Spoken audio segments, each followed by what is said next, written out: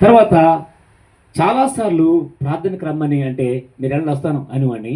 పెద్దోడు అయ్యాను కదా, ఇంటర్మీడియట్కి వచ్చేటికల్లా కాస్తంత కొమ్ములు వచ్చినాయి. మీరు వెళ్ళండి వస్తాను అనేవాడిని, వెళ్ళేవాడిని. ఎక్కడికి వెళ్ళేవాడిని? క్రికెట్కి వెళ్ళిపోయేవాడిని, ఇంకా రకరకాలకి వెళ్ళిపోయేవాడిని. అయితే అప్పుడు నాకు తప్పు చేస్తున్నానని నాకు తెలియదు.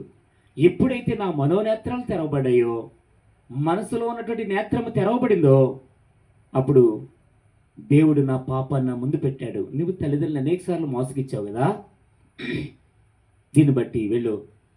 వెంటనే నేను, మీరు నమ్ముతారు లేదో దేవుని బిడ్డలారా, డిగ్రీ సెకండ్ ఇయర్లో ఉండగా బాప్తిజం తీసుకున్నాను. ఫస్ట్ ఇయర్లో ప్రభు నా సొంత రక్షణ అంగీకరించాను, నా ప్రభుకి అంగీకరించాను, నా పాపాలను ఒప్పుకున్నాను. రెండవదిగా సెకండ్ ఇయర్కి వచ్చేసరికి నేను మా చెల్లి ఒకే రోజున బాప్తిజం తీసుకున్నాం. అయితే ప్రభు నన్ను నేరారోపణ చేయటం ప్రారంభించాడు. ఒకరోజు ఇంటికి సెలవులకు వచ్చాను. తిరిగి మళ్ళీ వెళ్ళిపోతున్నప్పుడు అమ్మ నాన్న నిలబడి ప్రార్థన చేస్తా ఉన్నారు నా కొరకు. వెంటనే దేవుడు నన్ను ఒప్పింపజేశాడు. ఇద్దరి కాళ్ళు పట్టుకుని, అమ్మా నాన్న, ఒకనొక టైంలో మీ ఇద్దరిని కూడా నేను ఏం చేశాను? మోసగించాను, నన్ను క్షమిస్తారా?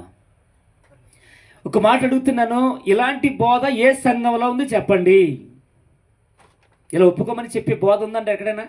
సిస్టర్ గారు వెళ్తున్నారుగా, సూపర్గా వెళ్ళిపోతున్నాం మనం. ఇలా ఒప్పుకోమని చెప్పి బోధ ఎక్కడన్నా ఉందా? సరి చేసుకోమని చెప్పి బోధ ఎక్కడన్నా ఉందా? మాట్లాడితే మీకు ఇయ్యొచ్చేస్తాయి, అలా కలిసి వస్తాయి, ఇలా కలిసి వస్తాయి, ఇంకా ఏమి లేదంటే కనుక మీరు అలాగైపోతారు, ఇలాగ ఇవే ఉన్నాయి. కానీ మన పాపాన్ని ఒప్పుకోవడం అనేది చాలా తక్కువ సహవాసంలో ఉంది. ప్రభు ఎందుకో ఆ కృపలో నన్ను ఉంచినందుకు నేను దేవుని స్తుతిస్తున్నాను. అమ్మ నాన్న దగ్గర నేను కన్నీరు కారుస్తూ ఒప్పుకున్నప్పుడు ఇద్దరు చాలా బోరుమని కన్నీరు కార్చారు. లేనన్న కాళ్ళ మీద పడితే ఇద్దరు పట్టుకుని లేపారు. నిజమమ్మ, అప్పుడు తెలియక చేశాను, నన్ను క్షమిస్తారంటే ఊరుకోరు. నిన్ను క్షమించడం నువ్వు భయపడ్డావు అని చెప్తున్నారు. లేదమ్మా, ఎన్నోసార్లు మీ ఇద్దరిని గాయపరిచాను నేను, నన్ను క్షమించండి. ఇప్పుడు ఒకటి చెప్పాను, నా మూలంగా ఎన్నడూ మీ ఇద్దరు కన్నీరు కార్చారు, ఎన్నడూ మా మూలంగా మీకు కన్నీరు పెట్టించను. స్టిల్ ఈ రోజుకి కూడా నా మూలంగా నా తల్లిదండ్రులు ఎన్నడూ కన్నీరు కార్చలేదు. అంటున్నారా? ఏదో బైబిల్ పట్టుకుని సేవకి వెళ్ళడం అంటే ఏదో 4 ముక్కలు నేర్చుకుని వచ్చి చెప్పేసి వెళ్ళిపోయేది కదండి. జీవితం కూడా ఉండాలి. ఏముండాలి చెప్పండి? మన జీవితంలో కూడా అట్టి మార్పు ఉంటే దేవుడు ఎక్కడైనా వాడుకుంటాడు. మంచిది. ఈ చిన్న సందర్భం ఎందుకు చెప్పాను? పిల్లల గురించి చెప్తూ పెద్దోళ్ళకి కూడా పాఠం ఇచ్చాడు దేవుడు. అలా ఏదైనా ఉంటే మన జీవితంలో సరి చేసుకుందాం. అమ్మ, అర్థమవుతుందా? సిస్టర్స్, మీ అందరికి వందనాలమ్మా.